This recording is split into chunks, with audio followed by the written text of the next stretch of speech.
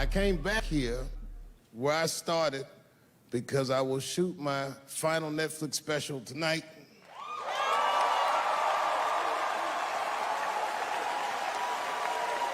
That's right. And after this shit, it's time to make America wait again. I've done too well. You know, if you black in show business and do too well, it's scary, nigga. Like, you gotta get the fuck out of the casino while the getting's good, while you're still winning. If you don't walk away from the table, that's how niggas get Kevin Harted. You already know. That's my man. I'm just saying, if he got a sex tape out, well, it's just a matter of time for me.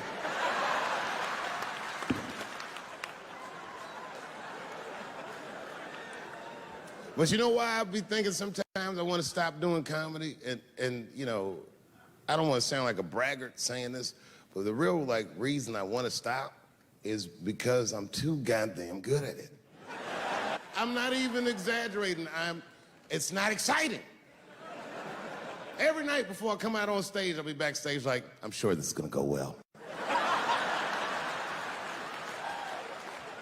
And it always does. I'm so good at writing jokes, and this is not even an exaggeration. I actually write jokes backwards. I will write a punchline with no particular setup in mind. I just put it on a scrap of paper, and I'll throw that scrap of paper in my fishbowl. I have a fishbowl in my house filled with random punchlines. And every once in a while, I'll shake the bowl, and I'll dig in there and just pull one out and see if I can make that shit work. And I picked one for this special. It's not an easy punchline to pull off. Are you ready? Yeah. Here it goes.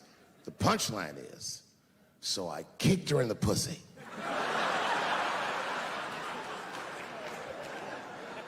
I haven't finished the joke yet. I just know whatever happens in the beginning of the joke, at the end of the joke, for some reason, I'm gonna kick somebody in the pussy. And it's going to be hilarious. And you know what's weird? I've always remembered a time when I wasn't. You know, when I was growing up, I was probably about 8 years old, and at the time, we were living in Silver Spring. Yeah. Yes. Common misconception about me in D.C., a lot of people think I'm from the hood. That's not true. But I never bothered to correct anybody because I wanted the streets to embrace me. As a matter of fact, I kept it up as a ruse.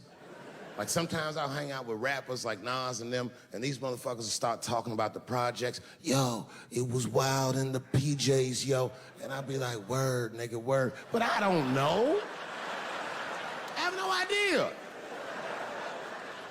My parents did just well enough so that I could grow up poor around white people.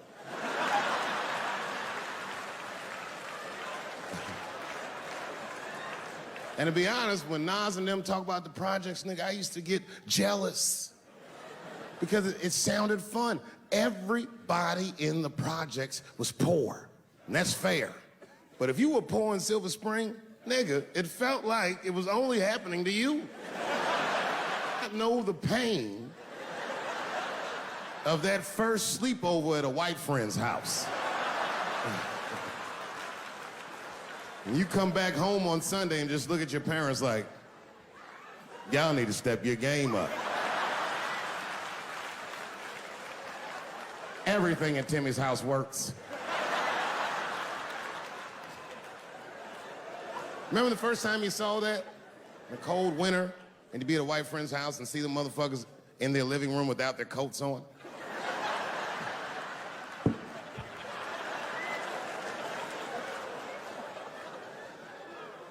Timmy was one of my first white friends, like, in my life, man. He's a good dude, too. He moved to Silver Spring from Utah, of all places.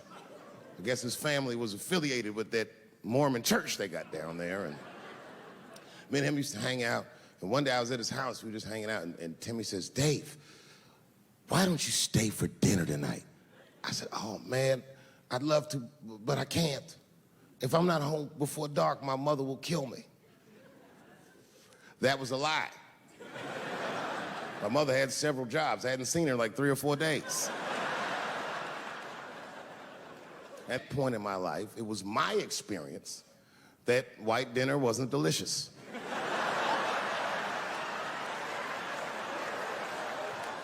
I'd rather go home and fry some bologna or some shit like that.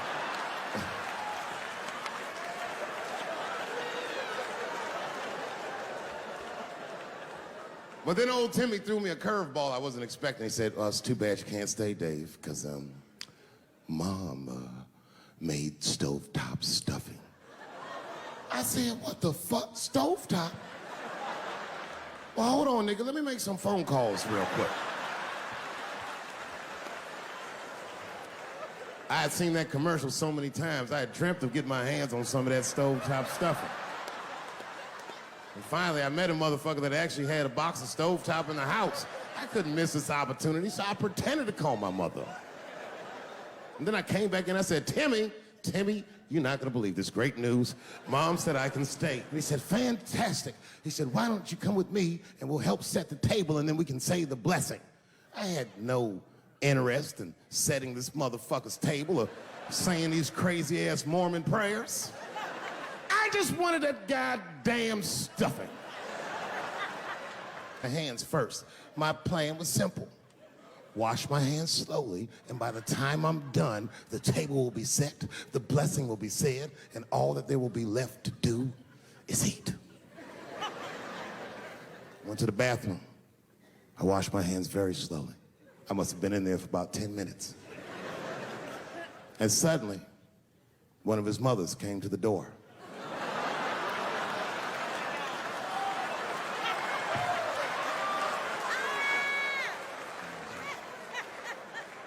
She was like, hi, David, right? I said, yes, ma'am. She said, Timmy tells me that you're planning on staying for dinner. I said, I hope that's not a problem, ma'am. She says, no, it's no problem. In fact, we'd love to have you. It's just that we weren't expecting company. And I'm afraid there's not enough stovetop stuffing for everybody. So I kicked her in the pussy. Bam! Ladies and gentlemen, I told you I'm dope, nigga. I told you what I was gonna say and you still didn't see it coming. And that's why I make the big bucks.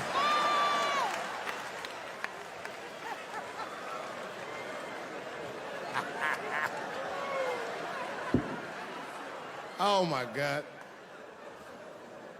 But there's a more important reason that I would stop doing comedy right now. And this reason is the real reason that's been percolating, and it really is the crowd, not you. I'm talking about the crowd on the big stage. It's too hard to entertain a country whose ears are so brittle. Motherfuckers are so sensitive, the whole country is turned into bitch-ass niggas.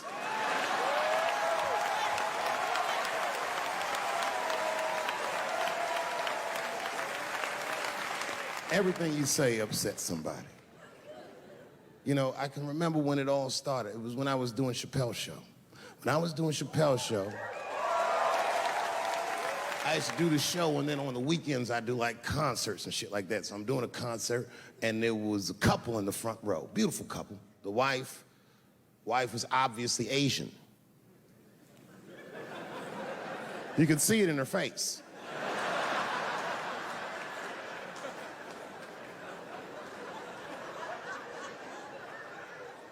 The husband, this motherfucker was mysterious, to say the least. Couldn't quite pinpoint where he was from. Caramel-colored fella, very nice hair, but it could have been from anywhere. Bangladesh, Mexico, I can't guess with a nigga like this.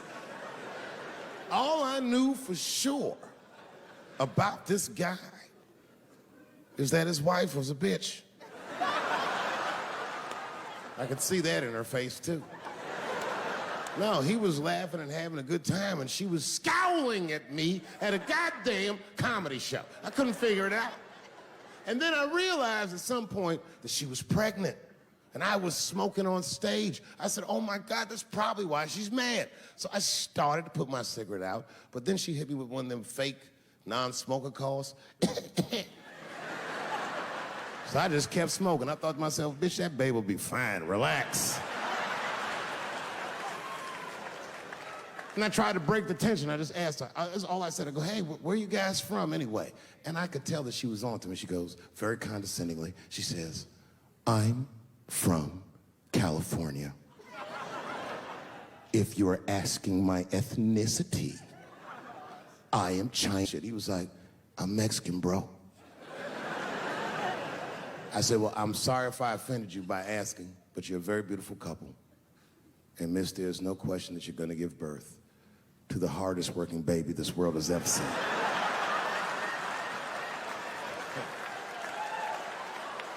That's not a bad joke. She got very upset. She got up to leave immediately, but she didn't just leave. She had to take one last dig at me on the way out. I will never buy one of your fucking DVDs again, Dave Chappelle. I said, ma'am, with all due respect, Chinese people don't buy DVDs.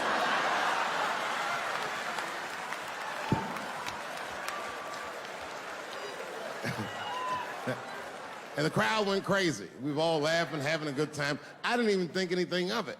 And then just 3 days later, this lady sends a fucking letter to my promoter telling him not to book me for shows anymore because I was, quote, racist, and I'm quoting her, insensitive to the nature of my interracial marriage. I was like, word, bitch, I was.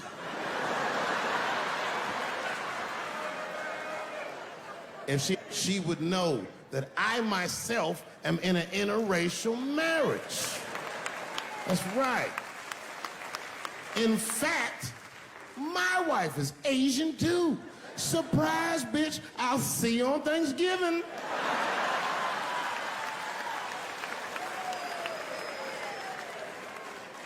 But my wife's not Chinese. She's Filipino. That's right, that's right. And our kids are Puerto Rican somehow, so there you go. But I don't give a fuck about interracial marriage. In fact, you know what? My mother is half white. A lot of people don't know that. Well, all right, you were a little too excited, but okay.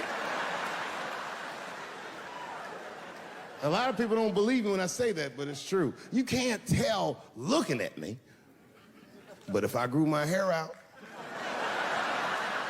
you would think you was at a fucking Cat Williams concert. My shit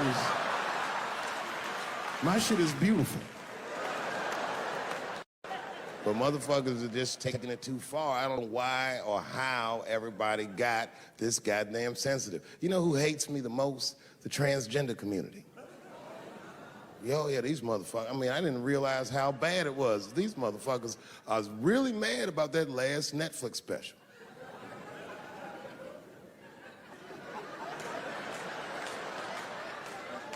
It's tough, man. I don't know what to do about it, cause I like them. I always have. Never had a problem with them. You know, just fucking around. As a matter of fact, I think I make fun of everybody, and I mean, as a group of people, they have to admit, it's kind of fucking hilarious, man. I'm sorry, bro. It's like, I've never seen somebody in such a hilarious predicament not have a sense of humor about it. They're born feeling like there's something other than they're born as, and that's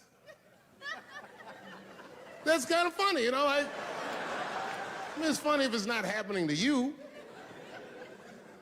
It's like that white black bitch that's in the news all the time. Rachel Dolezal. She's a white woman, but then she dressed up like a nigga and shot her way up to the very top of blackness. And I always wanted to meet her just so I could understand. I just wanted to like have dinner with her so I could just look in her eyes and call her a nigger to her face. The fuck is that bitch talking about? I identify black. That is trans talk, lady. Stop biting. Stop biting. There's a big difference between her and a trans. The difference between her and a trans is I believe transgenders. I don't understand them either, but I know they mean what they say. Them niggas cut their dicks off. That's all the proof I need. I've never seen somebody just throw their dick away. Don't need it.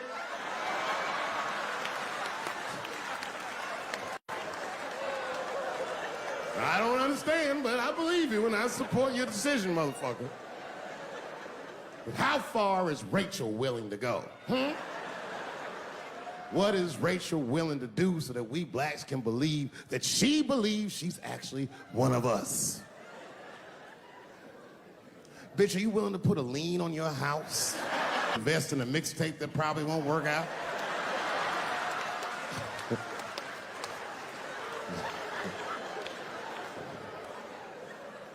She didn't even change her name. Didn't even change her name. Her name is Rachel. I can't believe in that name. If you want my support, you're gonna have to change your name to the blackest shit I've ever heard. Bitch, you're gonna have to change your name to Draymond Green.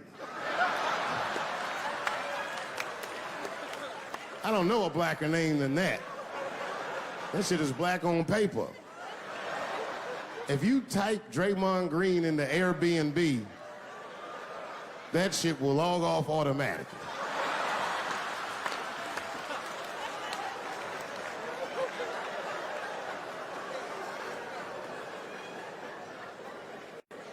Yeah, people get mad, bro. People get mad about everything I say. I was doing a show. I was in Portland, Oregon, and I was checked in a hotel under the name Charles Edward Cheese.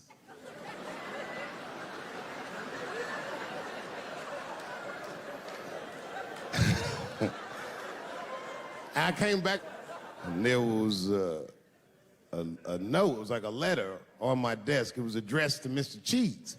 So obviously, I'm going to assume that whoever wrote this letter must be an intimate friend of mine. This is not some kind of name that a person would just guess. But then I open the letter, and it turns out I don't know this person at all. It's a fan letter. You know, I'm not even used to the idea that I have fans, but I'm grateful for it. And even though I'm grateful for fans, I don't read those letters. It'd be nice if I did, but realistically, it's like, what am I, Santa Claus, nigga? I don't have time for this. Like, got shit I want to do. I'm trying to chill. Read all these dreams and wishes from strangers, but I read it. I'd already opened it. So I just read the whole letter. And you know what, man? Whoever wrote this letter truly loves me. I mean, they were really fucking nice in the letter. And then they described to me what it was like to come to the show, how excited they were, how much fun they were having. And then they said that when I got to my jokes about transgenders, that they were, quote, devastated. Because it turns out that whoever wrote the letter was transgender. Now, I'm going to be real for a second. You got to understand, I never feel bad about anything I say up here.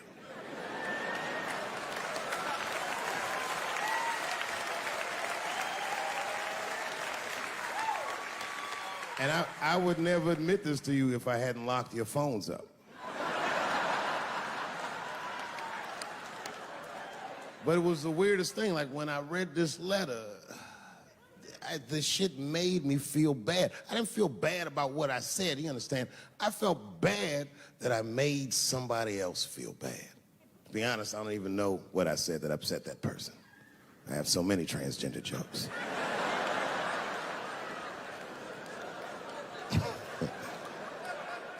But I feel like it was probably this joke I'm about to tell you right now. And it's not even that bad of a joke. It's a true joke. I mean, it's not true, but I had read in the paper that Caitlyn Jenner was contemplating posing nude in an upcoming issue of Sports Illustrated. And I know it's not politically correct to say these things, so I just figured, fuck it, I'll say it for everybody else. Yuck. Oh, sometimes I just want to read some stats. I don't know why you're gonna cram some man pussy in the middle of the sports page like this.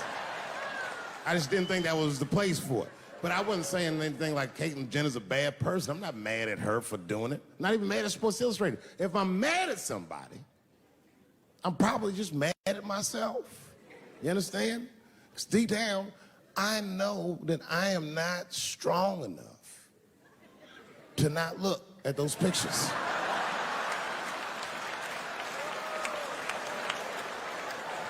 And I don't think I'm ready to see what she's trying to show me. So Caitlyn, goddamn it, if you go through with this thing, bitch, you better go hard or go home.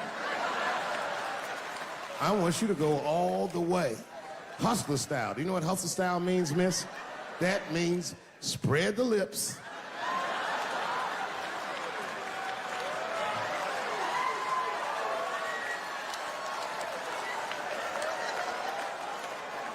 I hope she spreads her lips and there's an itty bitty dick inside. Ah! The show is behind the curtains.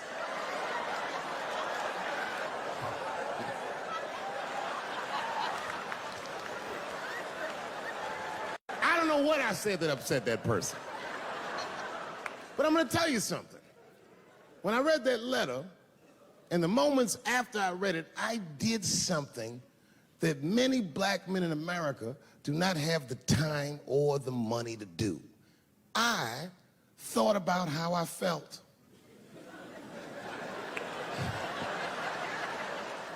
I asked myself a very basic question that I don't think I ever directly contemplated. I said, man, Dave, if you're writing all these jokes, do you have a problem with transgender people?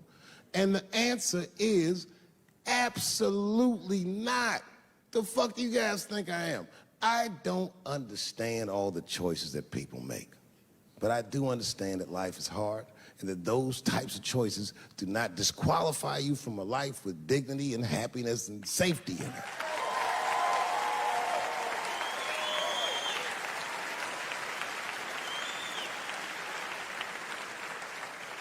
But if I'm honest,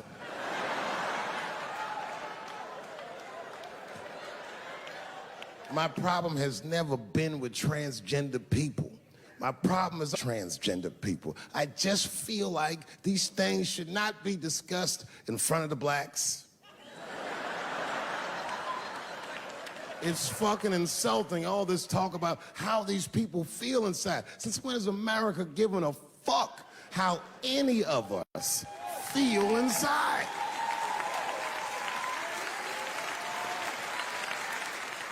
And I cannot shake this awful suspicion that the only reason everybody is talking about transgenders is because white men want to do it. That's right. I just said that. If it was just women that felt that way, or black dudes and Mexican dudes being like, hey, y'all, we feel like girls inside, they'd be like, shut up, nigger. No one asked you how you felt. Come on, everybody, we have strawberries to pick. It reeks of white privilege. You never asked yourself why it was easier for Bruce Jenner to change his gender than it was for Cassius Clay to change his fucking name?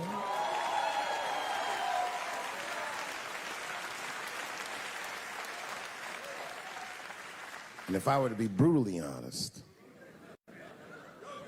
the only reason I ever been mad at the transgender community is because I was at these niggas for 6 songs straight.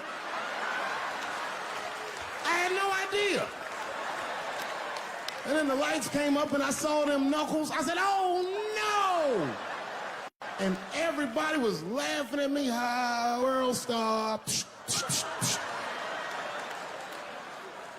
I said, why didn't you say anything? And then I heard that sultry voice. I didn't say anything, Dave Chappelle, because I was having a wonderful time. And I wasn't sure how you'd feel about it. I said, you knew how I'd feel. And she said, I'm going home. I don't want any trouble from you. I said, home, it's only 2 songs left. I mean, we might as well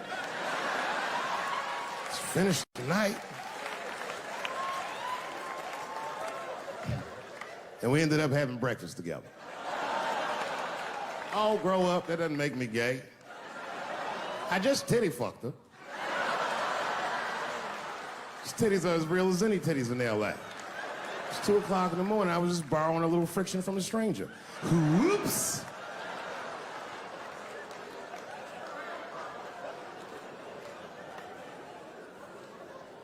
It's the madness of youth. It's the types of mistakes that a man makes when he's young. I wouldn't even know that it's necessarily a mistake. It was a wild night out. But I don't do it like that anymore. I'm old. I'm 44 now. Hey. It's the first time in my life I've ever, like, started to physically feel my age. It's tough, man. You know how I know I'm getting old? This is embarrassing, but I was in my hotel room. I'm not gonna lie, I was jerking off, like. And I was, like, really sweating it out. And this is when I knew I was old. I just gave up in the middle, like nothing even happened.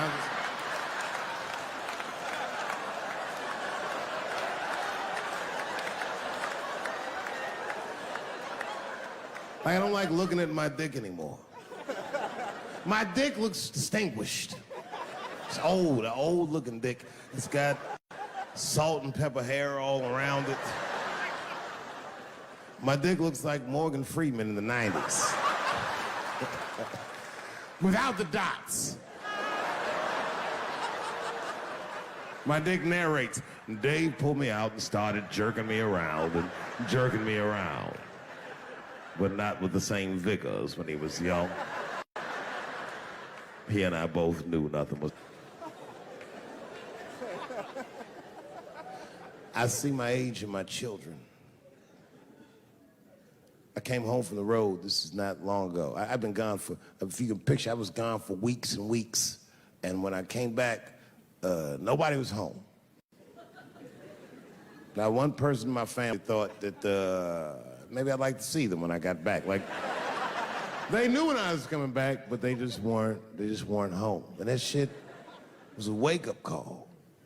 You know, like when my kids were little, and the tour bus would pull up to the house, these motherfuckers would spill out. Dad is home, hooray!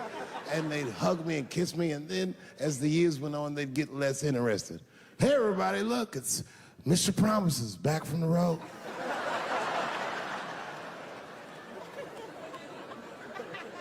But empty house, that's some cold shit. And I went into my oldest son's room. I was like, hello, hello. He was gone. And I'd never done this to him before, but for some reason I just did it. I just looked through his shit. Just to see who this motherfucker was becoming. And I found these notebooks and I started going through them. Written as his handwriting. I didn't even know this nigga wrote poems. And then I looked through his drawers and I opened up his middle drawer. And I found this rolling paper. And I looked down at them papers like, oh, that's where that poetry's coming from.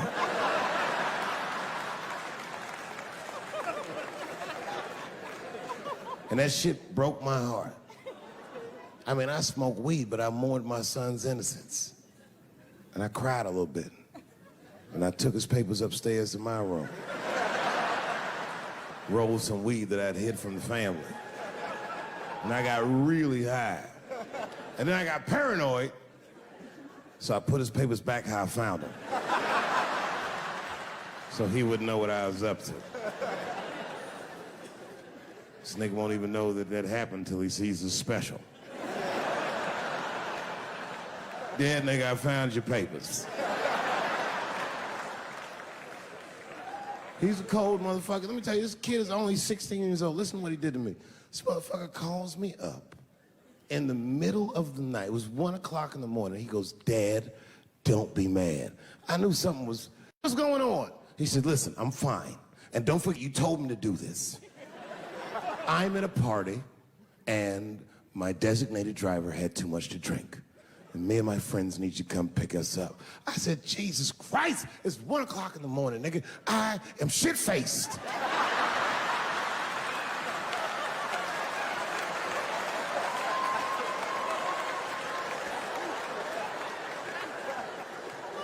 But I figured, fuck, it's better me than some kid. I might as well roll the dice and go pick my nigga up. I said, all right, I'm coming to get you. Just give me the address and I'll be right there. And then he gave me the address and I was shocked. I said, son, you are not gonna believe this, but I'm at the same party, nigga.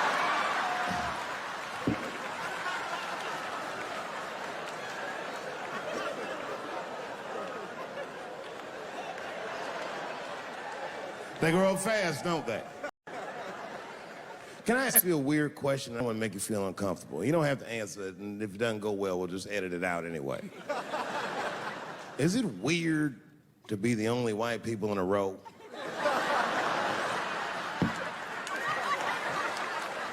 Is it weird? I mean, to be honest, does it feel strange? Are you worried at all?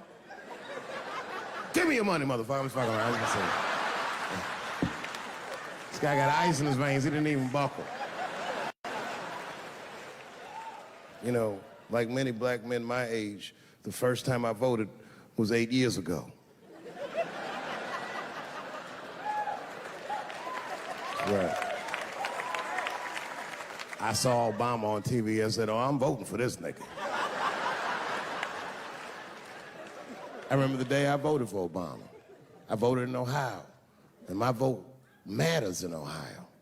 Ohio is a battleground state. But when I pulled up to the polls, all the soldiers were in line. There were so many black people in that goddamn line, I didn't even know it was a polls. I thought it was a check cashing place.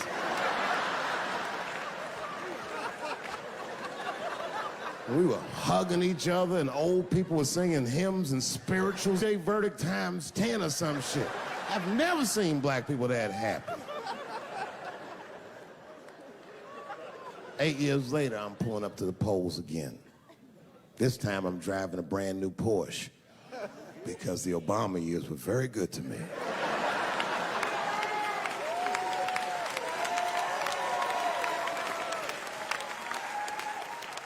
I was early voting, and when I parked my car, I figured out something that it would take the rest of the country another week to figure out. I understood that Donald Trump was going to be our next president because in Ohio, unlike D.C., you could see the results in the parking lot. Saw these goddamn pickup trucks and tractors and shit.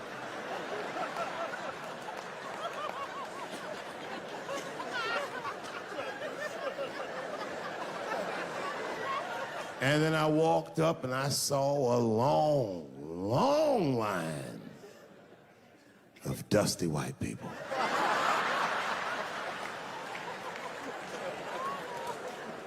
Yes, ladies and gentlemen, these were the poor whites. And I must tell you, I've never had a problem with white people ever in my life. But full disclosure, we've gotten a lot of trouble out of them. And I'd never seen so many of them up close. I looked them right in their coal-smeared faces. And to my surprise, you know what I didn't see? I didn't see one deplorable face in that group. I saw some angry faces and some determined faces, but they felt like decent folk. No, they did. In fact, I'm not even lying, and I didn't sound fucked up, but I felt sorry for them. I know the game now. I know that rich white people call poor white people trash. And the only reason I know that is because I made so much money last year, the rich whites told me they say it at a cocktail party.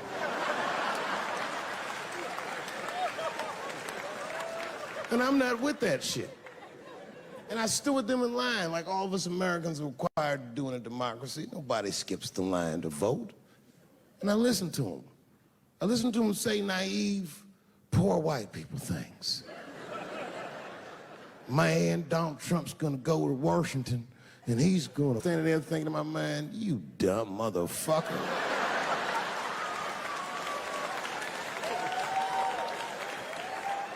You are poor. He's fighting for me.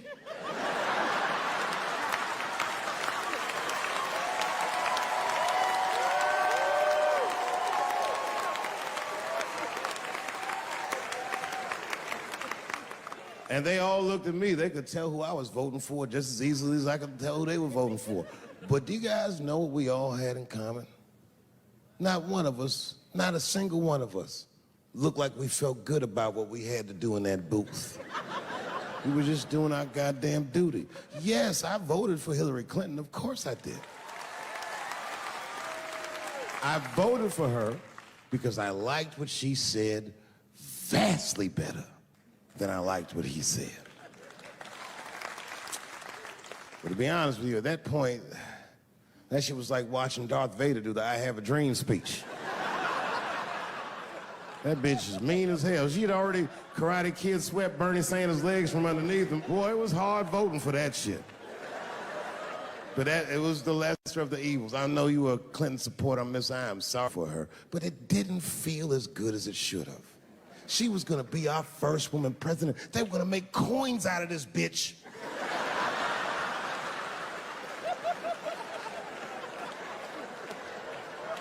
And somehow she just missed the dunk. Of course she should have beat him. Of course she should have beat him. You know what voting for her felt like? It was bittersweet. It felt like I was lucky enough to eat Halle Berry's pussy. And whilst I was doing so, she fucking farted in my face, man.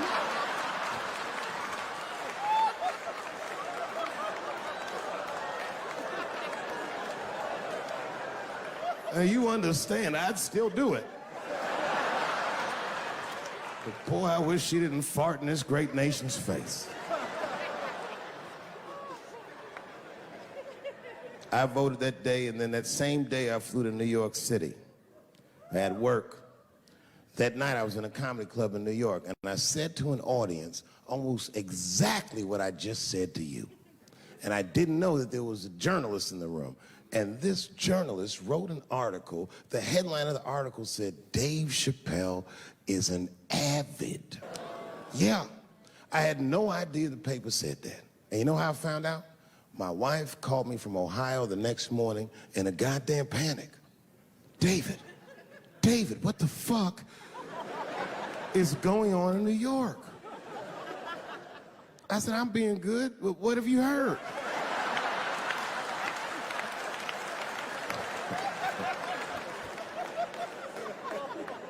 And my wife said, the paper is saying that you're a Donald Trump supporter. I was like, whew.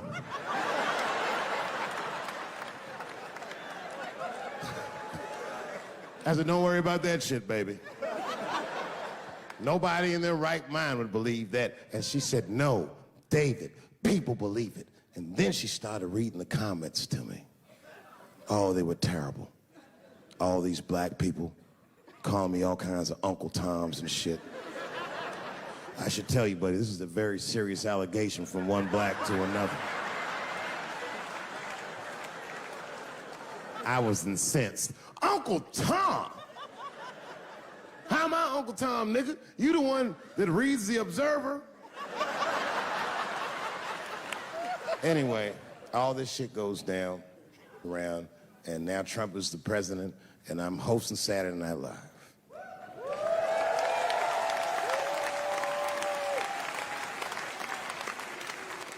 And I didn't really prepare my monologue, I just kind of winged it. And at the end of the monologue, I don't even remember what I said. I said something like, you know, fuck it, we're historically disenfranchised, and we're gonna give him, something about we're gonna give him a chance if he gives us a chance. I don't know what I said, but whatever I said, I really wish I didn't say that shit. It was not worth the trouble. Now I walk into the barbershop and all them black people just be looking at me like, yo, Dave, what's up with your boy? Yo, nigga, yo! Not my boy. Because I don't care if you're a Republican or Democrat, if you support him or not, any objective person is going to have to admit that this motherfucker is having a terrible go of it.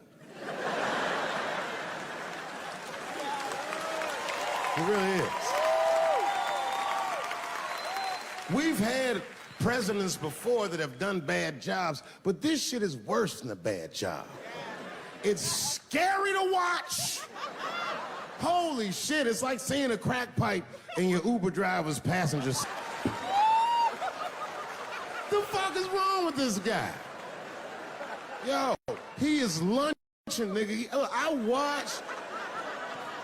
watched Donald Trump in a press conference, and this motherfucker had all the media gathered, and this nigga literally asked the media to their face to stop finding shit out. I was like, yo, this motherfucker is bugging. And then, I'm not even making this up, his lips started sweating. His lips. Have you ever seen a motherfucker's lip sweat?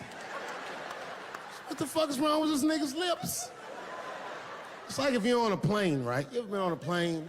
I get scared to fly. I do it all the time. I be scared on there. And sometimes the plane will hit turbulence. And then I get nervous. But I always look at the flight attendant, and she looks calm, and it makes me feel calm. But if that bitch's lips were sweating, it's terrifying. Like, yo, nigga, why are your lips sweating? What do you know? And then, I'm not even making this shit up. This motherfucker grabbed the podium, he goes, you don't know how scary the things I read in my briefings are. What's that, bro? That's bad leadership.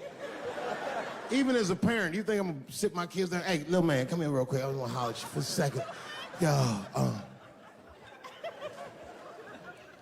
I'm 3 months behind on the rent, nigga, and I am worried.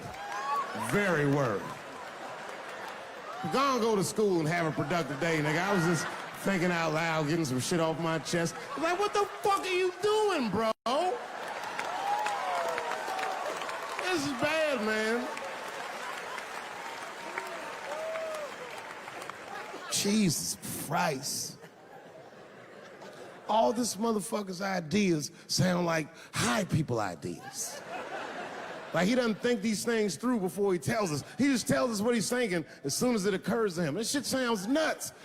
I'm gonna go to China, and I'm gonna get those jobs from China and bring them back here to America. For what, nigga? So iPhones can be $9,000? Leave that job in China where it belongs. None of us want to work that hard. What the fuck is he thinking? Because I don't want to make them shits. What the fuck are you doing?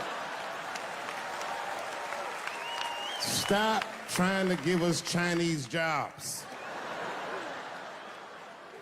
I am going to bring back coal. Coal? I'm not even exaggerating. I have never in my life even seen a fucking lump of coal. I honestly don't even know what coal is for. If you're gonna have motherfuckers digging around in the dirt looking for shit, find me some truffles, nigga. That's what I'm about. And these truffle prices are getting out of control. If it gets any worse, I'm gonna be back down to regular butter like everybody else. Terrible, terrible job. This motherfucker hit North Korea with rap battle threats. Fire and fury, like, yo! Yo, what are you doing?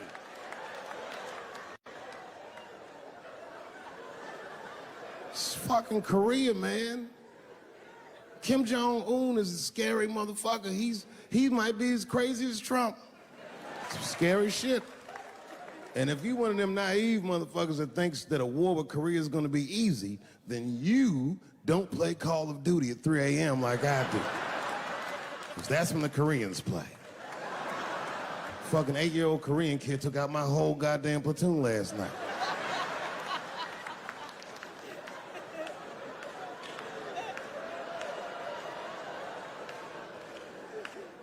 I've never seen somebody in an office so high with the most just basic fucking solutions. Like, you know, we should not let any more Muslims in the country till we can figure out what's going on. Did he just say, figure out what's going on? Who doesn't know how to do basic math? Let's count it out, okay? There's been 17 mass shootings in the United States. 4 of them were done by Muslims. None of those 4 Muslims were from any of the 7 countries in your stupid ass original band.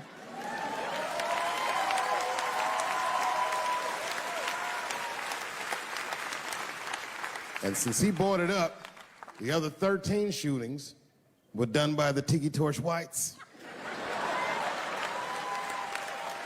These are facts.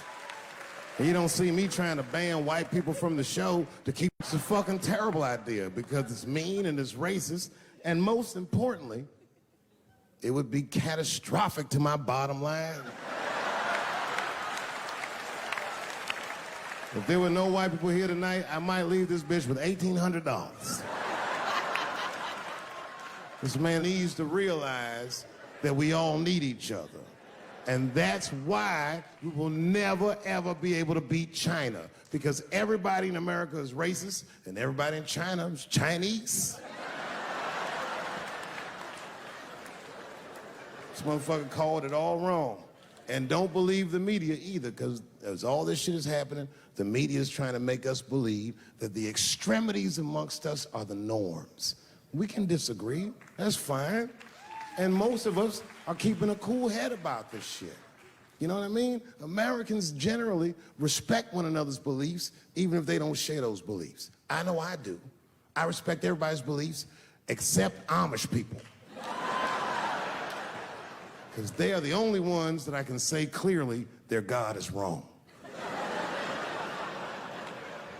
The speed limit is 75 miles an hour in Ohio, and 1 lane of traffic is buggy. Nigga, your God is ridiculous. All the Amish people around my way know me too. Not from television, obviously. They know me from the streets. Because when I see them horse and buggies, I'll pull the Porsche over and talk to them. Ezekiel. Ezekiel, are you sure that God doesn't want you to have any of this technology or this energy? Huh? Huh? I can't hear you, nigga. Let me turn this air conditioner off. What did you say? And them niggas be like, get away from me, ye. Ye tried to tempt me like the devil. Devil? Nah, bro, I'm trying to put you on to the game, Zeke. It's a big world out here, nigga. I just went 25 miles in 30 minutes. That's a day's journey for you. You don't even know what the weather's gonna be tomorrow, do you? I do. You don't even know that there's a valuable Pokemon right on your... Now drive away. Huh? Oh, my vape pen? You want to hit my vape pen? Oh, sorry, nigga. I'm trying not to get herpes. My bad. I've been playing cat and mouse with herpes for 30 years now, but every night I go to the club, I'll be like, not tonight, herpes. No disrespect. I'm not saying you have herpes. I'm just saying 1 out of 5 people do. So let's just all be careful around this motherfucker and make sure that we leave with the lips we came with.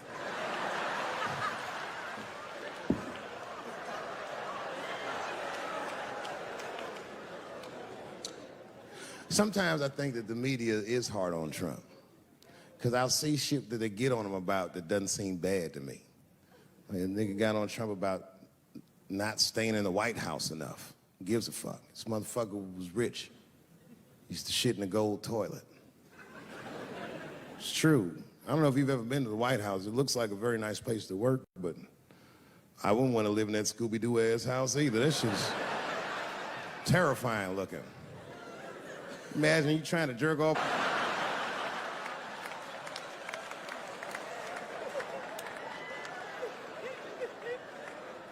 Shit, Bush didn't stay there either. He was rich too. He was like, fuck that, I'm going to my ranch in Texas.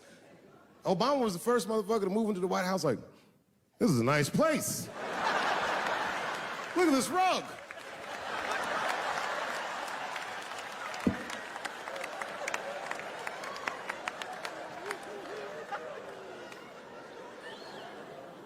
The media got on him about putting Jared Kushner in his cabinet, and I didn't think that that was the worst thing he'd done. I mean, it was still early, and I mean, it's not unprecedented. Kennedy had his brother as the attorney general, right? And this motherfucker's a Washington outsider. To be honest with you, I'd probably do the same thing.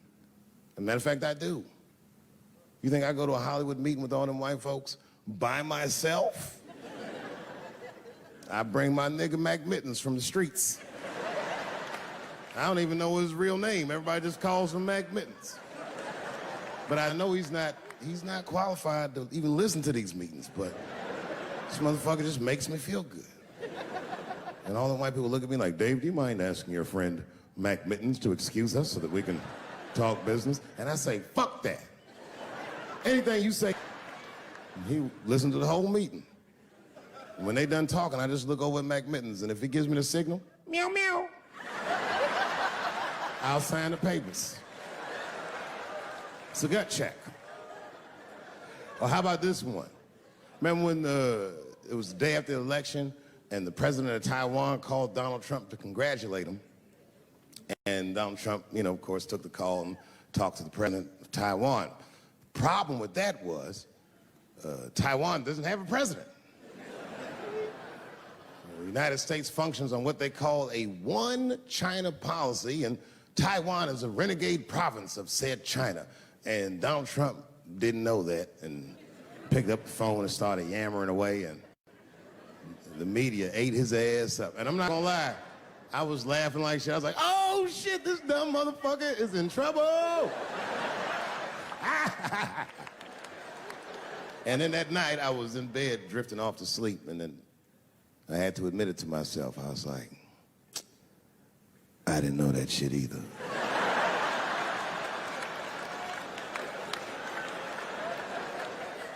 And then I realized the media got the story wrong. The story wasn't that Donald Trump took the call. Nobody told Donald Trump not to take the call. That's terrifying. God damn, nigga, you don't have a Mac Mittens on your team? It wasn't like they were calling the White House. They were calling the switchboard at Trump Towers, and they were getting through. Anybody. Mr. President, there's a Ricky Ticky Tabby on the phone for you? Yes, put him through. Hello, Ricky Ticky. Good to talk to you. Mr. President, there's a John Jacob Jingleheimer Smith on the phone. Oh, his name is my name, too. Put him through. Hello, John Jacob. Let's talk business. How many people in this room are not originally from the United States? My round of applause. Where are you from, bro? You right there. Iraq. You're from Iraq? Ew. I was fucking around. How long have you been here in the country? 23 years. 23 years? Are you a citizen yet? You are? Congratulations, nigga. Congratulations. Well, welcome to this great land. You know, I'm gonna give you a history lesson, because I'm sure this wasn't on your entry exam. But every naturalized American has heard something about what I'm about to tell you. A picture is the early 50s in the United States. This 14-year-old boy goes down from Chicago to Mississippi to meet his extended family for the first time. He'd never been to Mississippi. And before he went, his mother said to him, very pointedly, she said, if a white man looks you in your eyes in Mississippi, look away. And I don't know what you know about black people from Chicago, but they're not a scared people. Legend has it, he was in front of a convenience store hanging. A white woman walked out of the store, and he thought she was pretty, and he said, bye, baby. Not realizing that he had just made a fatal mistake. 4 days later, a group of adult white men burst into this family's home and snatched a 14-year-old boy out of bed in front of his family that was powerless to stop them, and he was never seen alive again. His name was Emmett Till. They found his body maybe a few days later. It was in a creek, tied to a wheel so it would sink, horribly beaten and bloated. Hideous. And lucky for everybody in America, his mother was a fucking gangster. She was.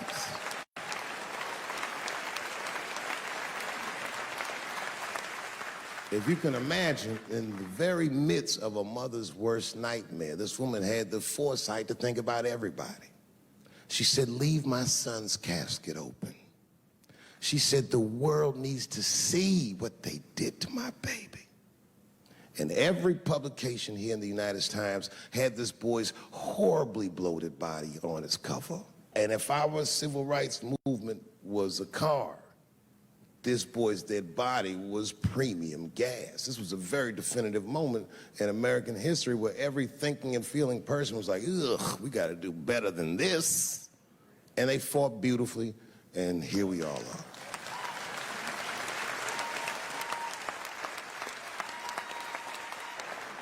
And the reason that I bring that up tonight and why it's relevant now is because less than a year ago, the woman that he allegedly whistled at admitted on her deathbed that she lied in her court testimony.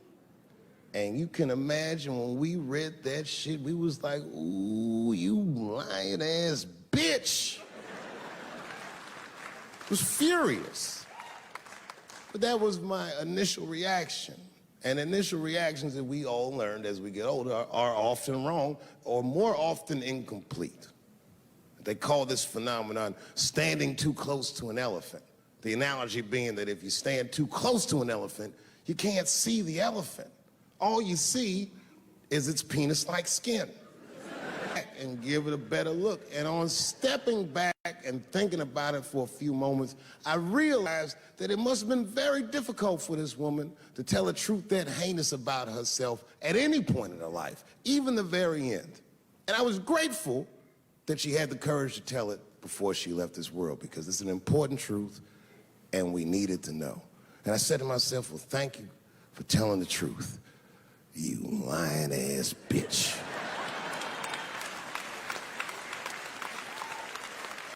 And then time goes on, and then after time, you can kind of see the whole elephant. And it's humbling, because you realize that this woman lied, and that lie caused a murder. But that murder set in motion a sequence of events that made my wonderful life possible, that made this very night possible. How could this be that this lie could make the world a better place? It's maddening. And that's how I feel about this president. I feel like this motherfucker might be the lie that saves us all.